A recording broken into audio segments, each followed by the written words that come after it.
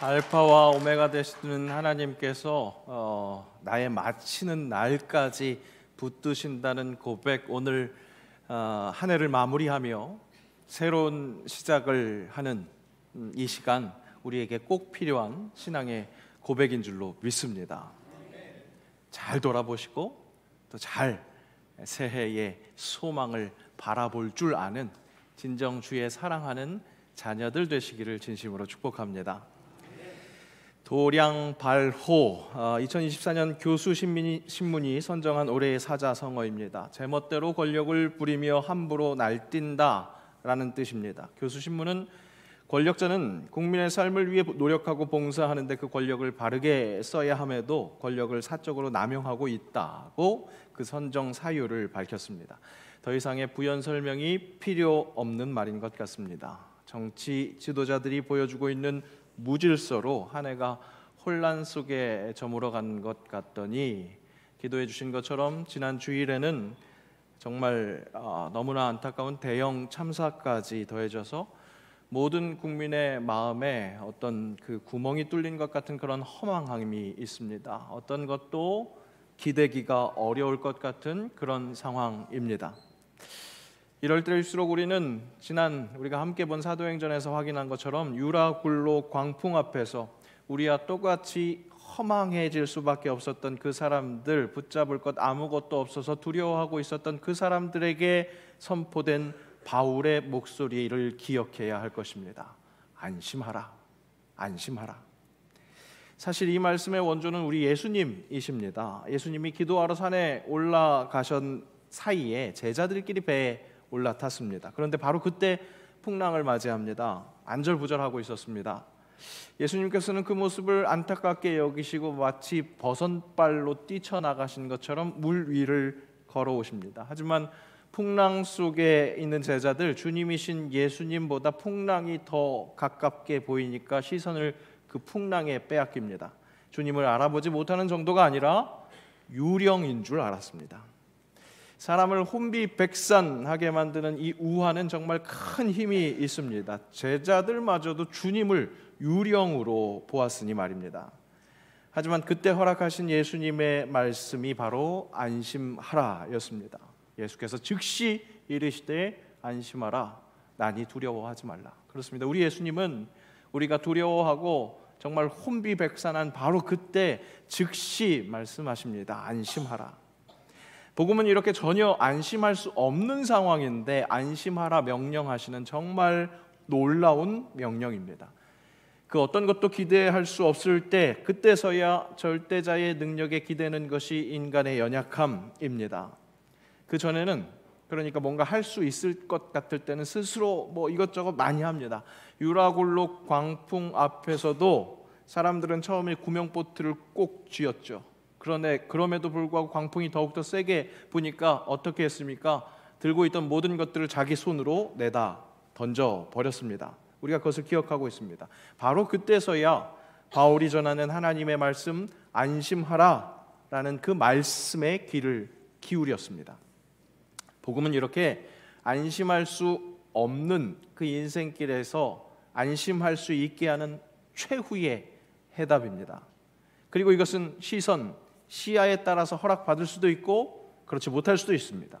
불어오는 풍랑의 시선, 초점을 맞추면 당연히 초점을 거기에 맞추고 있으니까 저 멀리에 보이는 주님이 유령처럼 보일 수밖에 없습니다. 하지만 다가오시는 주님께 초점을 맞추면 가깝게 있는 것, 아무리 가깝게 있다 할지라도 그것은 보이지 않습니다. 이것은 착시 현상이 아닙니다. 다가오신 예수님께서 결국 그 풍랑을 잠잠케 하는 역사를 경험하는 것, 이것이 복음을 받아들이는 신앙으로 사는 사람들의 그 신비를 체험하는 삶이라 할 수 있습니다.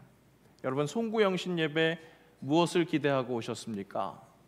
새해 복 많이 받으세요. 오늘도 우리는 이 인사 많이 했고 또 끝나고도 하겠죠. 복, 만사, 형통. 다가오는 새해에는 모든 일이 그렇게 내 마음대로 술술 풀리기를 바라는 마음, 누구에게나 있을 법한 소망입니다. 예배에 참석하신 많은 분들 그런 마음이 있을 겁니다. 신앙의 성숙이 있던 아직 어린아이와 같은 신앙을 갖고 계시든지 간에 누구나 조금이나 편한 생활이 되기를 바라는 것, 우리 동일한 마음입니다. 인간적인 마음으로 여러분들의 목회자로서 진정 2025년에 여러분들의 삶이 형통할 수 있기를 바랍니다. 아멘이 크게 나올 줄 알았습니다. 진짜 인간적인 마음으로는 그렇습니다. 다 모든 것 좋은 일만 가득했으면 좋겠습니다. 다만 분명히 일깨워야 할 것은 우리가 가야 하는 그 인생길에 결코 탄탄대로만 나타나지는 않는다는 사실입니다. 엘림의 물샘 12과 종려나무 70그루 그 밑에서 머물고 싶지만 정말 그렇게나 푸르른 목적지까지 다다르는 그 중간에는 분명 사망의 음침한 골짜기와 같은 그 골짜기도 지나가게 된다는 겁니다. 목자이신 우리 주님께서 우리를 인도하시는 그 푸른 풀밭 쉴만한 물가로 가기 위해서는 분명히 그렇게 어려운 환경과 조건을 거칠 수 있다는 겁니다. 하지만 그때도 신실하신 주님, 그것을 신뢰하는 것, 그것이 필요합니다.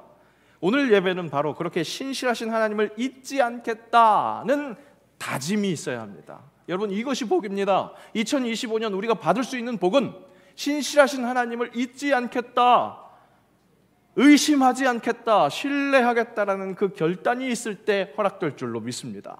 무엇보다 나를 사랑하시는 주님께서 풍랑 속에 있는 나를 향해서 다가오셔서 손 내미신다는 그 사실, 그렇습니다. 하나님은 지금 이렇게 붙잡을 것 없이 허망한 이때에도 함께 하시는 하나님이요, 우리가 믿고 의지할 수 있는 유일한 우리의 주님이신 줄로 믿습니다. 야곱 일가가 기근이 심해서 살 수 없게 됐습니다. 여호와 일의 하나님은 그 야곱의 11번째 아들 요셉을 먼저 애굽에 보내셔서 애굽의 총리 대신이 되게 하십니다. 그로 인해서 야곱 일가가 그 기근을 피해서 애굽에 이주해서 살 수 있게 하시죠.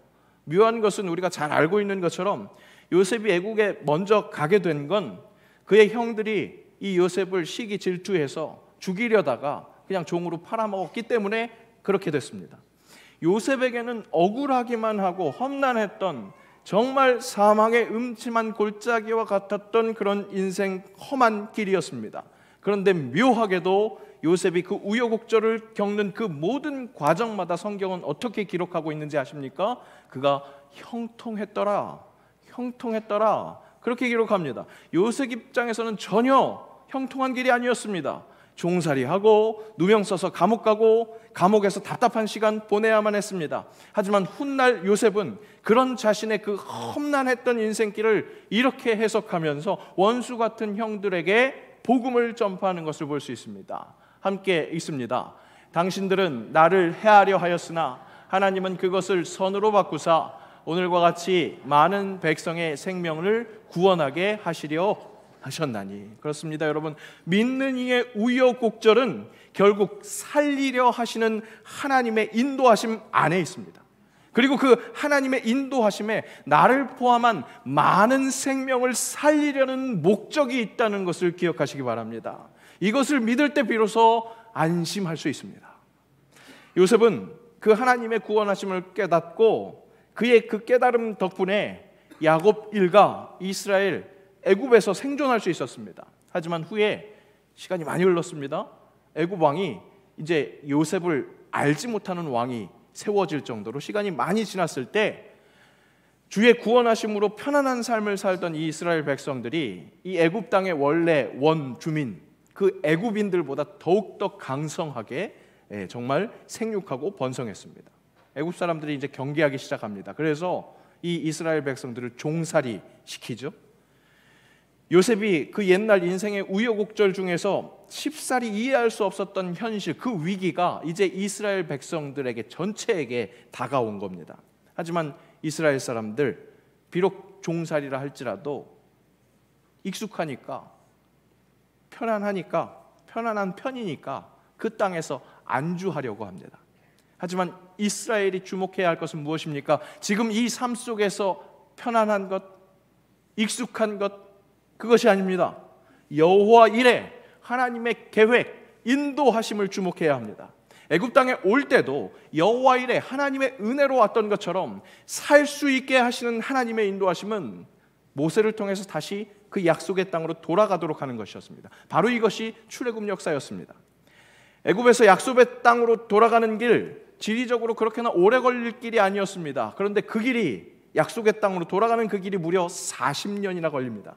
그 우여곡절 속에서 하나님이 하신 일, 그것은 다른 것이 아니라 이스라엘 백성, 당신의 택한 백성이 하나님에게 시선을 맞추게 하는 작업이었습니다. 풍랑 보는 게 아니라 그 풍랑 속에서 뚫고 오셔서 손을 내미시는 예수 그리스도를 보게 하는 그 작업이었습니다. 도저히 안심할 수 없는 그 조건과 환경에서 안심할 수 있는 것, 오직 하나님만을 바라보는 것, 그 훈련에 40년이 필요했던 겁니다. 사람이 살아가는데 물이 필요합니다. 그러니까 물이 필요해서 막 소리를 질렀더니 물이 바에서 반석을 치니까 반석에서 물이 납니다. 먹을 것이 없어서 하나님께 구했더니 마른 하늘에서 만나가 떨어집니다. 사방이 뻥 뚫려 있는 그 광야에서 그들을 지켜줄 것 아무것도 없는데, 그래서 두렵고 떨릴 수 있는데, 그때 의지할 수 있는 것 하나님밖에 없으니까 비로소 하나님을 붙들므로 구원은 오직 하나님께 있음을 깨닫는 것, 그것이 출애굽 여정이었습니다. 그것이 광야 생활이었습니다. 그것이 우리가 살아가는 이 세상 길입니다. 우리 하나님은 하나님만 있으면 되니까 다른 것은 다 필요 없다, 그렇게 공감하지 못하는 하나님이 아니셨습니다. 우리에게 떡이 필요한 것, 물이 필요한 것, 사람을 지으신 분이시기에 우리보다 더욱더 잘 아십니다.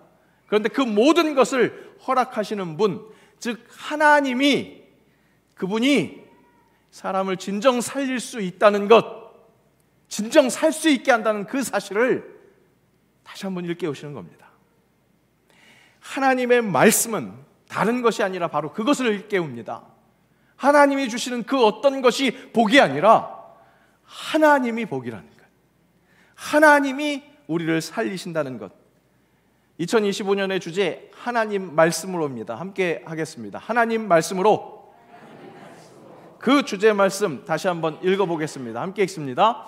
예수께서 대답하여 이르시되 기록되었으되 사람이 떡으로만 살 것이 아니요 하나님의 입으로부터 나오는 모든 말씀으로 살 것이라 하였느니라 하시니. 오늘 이 예수님의 말씀은 신명기 8장 3절 말씀을 인용하신 겁니다. 신명기 8장 3절 함께 읽습니다. 너를 낮추시며 너를 줄이게 하시며 또 너도 알지 못하며 내 조상들도 알지 못하던 만나를 내게 먹이신 것은 사람이 떡으로만 사는 것이 아니요 여호와의 입에서 나오는 모든 말씀으로 사는 줄을 내가 알게 하려 하심이라. 그렇습니다. 물도 떡도 주시는 하나님이 물떡, 우리에게 필요한 모든 것 주시는 이유는 그것으로 풍랑을 잘 남기라는 그런 소박한 용도가 아닙니다. 그것으로 기근을 피하라는 그런 소박한 용도가 아닙니다. 이 땅에서 그냥 잘 먹고 잘 살아라, 그런 소박한 용도가 아니라는 겁니다. 오히려 그 떡으로만 사는 것이 아니라는 것을 알려주시기 위해서 우리가 복이라고 여기는 그 떡, 우리가 살 수 있을 것이라고 해서 여기는 그 붙들고 있는, 기대고 있는 그 물질, 그것을 주시는 겁니다. 광야 같은 세상 속에서 필요한 만나를 허락하시는 이유는 어디까지나 하나님과 동행하는 삶이 우리에게 진정한 복이라는 것을 알려주시기 위함입니다. 그 복을 누리는 사람이 가는 곳이 복이 됩니다. 여러분, 어디 복된 데 가고 싶으세요? 어디가 복된 곳일까요? 창세기 12장 1절에서 3절 함께 읽습니다. 여호와께서 아브라함에게 이르시되 너는 너의 고향과 친척과 아버지의 집을 떠나 내가 내게 보여줄 땅으로 가라. 내가 너로 큰 민족을 이루고 내게 복을 주어 내 이름을 창대하게 하리니 너는 복이 될지라. 너를 축복하는 자에게는 내가 복을 내리고 너를 저주하는 자에게는 내가 저주하리니 땅의 모든 족속이 너로 말미암아 복을 얻을 것이니라 하신지라. 여러분, 그렇습니다. 하나님께서 보여주신 땅이 복된 곳이에요. 어딘지도 몰라요. 보여줄 땅으로 가래요. 그런데 거기가 복된 곳이에요. 왜? 여러분이 복이니까. 복이 될지라 그렇게 말씀하시면서 가는 곳 어디마다 진짜 복된 곳이 되는 것, 내가 복이니까, 하나님이 지명하신 복이니까 그렇다는 것입니다. 아무것도 없는 것 같은 광야일 수도 있습니다. 하나님 보여주실 땅이에요. 하지만 모든 길에서 함께 하신다 약속하신 그 하나님을 붙드는 내가 있는 곳이 진짜 복된 곳이라는 사실입니다. 이사야 말씀, 그 약속을 함께 읽습니다. 야곱아, 너를 창조하신 여호와께서 지금 말씀하시느니라. 이스라엘아, 너를 지으신 이가 말씀하시느니라. 너는 두려워하지 말라. 내가 너를 구속하였고 내가 너를 지명하여 불렀나니 너는 내 것이라. 내가 물 가운데로 지날 때에 내가 너와 함께 할 것이라. 강을 건널 때에 물이 너를 침몰하지 못할 것이며 내가 불 가운데로 지날 때에 타지도 아니할 것이요 불꽃이 너를 사르지도 못하리니 대저 나는 여호와 내 하나님이요 이스라엘의 거룩한 이요 내 구원자임이라. 나를 침몰시킬 만한 물이 없는 곳, 나를 사를 만한 불이 없는 곳이 나를 온전하게 할 것 같습니다. 하지만 너는 내 것이라. 그렇게 말씀하신 건 내가 너와 함께하리라 약속하신 것이 나를 살게 합니다. 2025년 우리는 너무 당연한, 너무나 잘 알고 있는 하나님 말씀으로 살 것을 목표로 할 것입니다. 2024년 우리를 보라 그렇게 크나큰 주제를 가지고 사명을 다한 것 같은데 왜 다시 하나님의 말씀으로 살 것을 소망하고 다짐해야겠습니까? 우리 사도행전에서 확인한 것, 그 놀라운 역사가 일어날 때 무슨 일이 일어났습니까? 두란노 서원에서 그 일상에서 어떤 일이 일어났는지 다시 한번 확인합시다.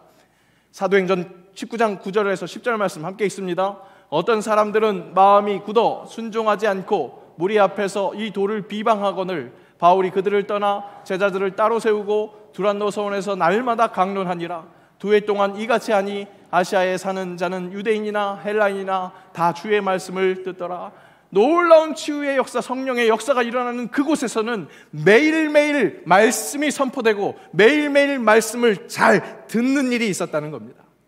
주일 말씀 들었었던 것처럼 우리의, 또 아까 영상에서 확인했었던 것처럼 우리의 액트 29는 그 향하여는 계속해서 가는 여정이 될 것입니다. 우리를 보라 외칠 것입니다. 혹 광야 같은 길이 있을지라도 나를 살리시는 주님이 결국 나를 푸른 풀밭 쉴 만한 물가로 인도해 주시는 그 길이기에 나도 살고 그로 말미암아 많은 백성을 살리는 하나님의 구원 역사가 되기에 혹 광야의 길을 갈지라도 그 보여주실 땅이 복된 땅이 됩니다. 왜 그렇다고요? 복이야, 내가 복이야 말씀하신 내가 가는 곳이기 때문에 그 내가 가는 곳에 주의 말씀 들고 나아갈 때 가장 복된 곳, 그 길로 주의 말씀이 나를 인도하실 줄로 믿습니다. 시편 말씀 함께 읽습니다. 주의 말씀은 내 발의 등이요 내 길의 빛이니이다. 그 걸음을 떼는 우리의 발걸음 가벼울 수 있습니다. 강하게, 그야말로 여러분 강권합니다. 하나님 말씀으로 사십시오. 하나님 말씀으로 가는 곳마다 복이 되십시오. 나로 인해 복을 받는 사람들을 보면서 사랑하며 감사가 넘치기를 축복합니다. 그러기 위해서 무엇보다 하나님 말씀으로 사는 사람다운 우선순위 빼앗기지 마십시오. 새해 첫 시간 예배드리는 이 시간으로 드린 이 자세 빼앗기지 않아서 하나님 말씀으로 사는 사람의 진정한 승리를 보여주는 사람 되시기를 축복합니다. 새해에도 악한 세력은 우는 사자와 같이 두루 다니며 삼킬 자를 찾을 겁니다. 그래서 지레 겁먹으라고 협박하는 것 아닙니다. 그런 강력한 위협 속에서도 하나님을, 그 말씀을 허락받은 내가 그 위협을 덮을 수 있는 복이라는 사실, 여러분 다시 한번 일깨워드립니다. 당신은 하나님의 사람입니다. 당신은 하나님의 사람입니다. 말씀 들고 나아가는 곳이 가장 복된 곳이 되게 만드는 하나님의 사람이라는 것을 잊지 마시고 하나님 말씀으로 살아내는 2025년 되시기를 축복합니다. 기도합니다. 하나님 말씀으로 사는 게 가장 복된 것, 사는 게 사는 것이 아닌 그런 불쌍한 삶이 아니라 제대로 살아있는 삶 살기를 원합니다. 내가 가는 곳마다 나로 인해 부어주시는 그 복을 충만히 받는 진정 복의 사람 되길 원하오니 주님 함께하여 주옵소서. 그것이 가능하도록 하나님 말씀으로 살게 하옵소서. 주님과 동행함이 복이라 전심으로 외칠 수 있도록 은혜 부어주시고 그 은혜를 증명하는 사는 그런 하나님의 말씀으로 사는 새 영광 되게 하옵소서. 예수님의 이름으로 기도합니다. 아멘.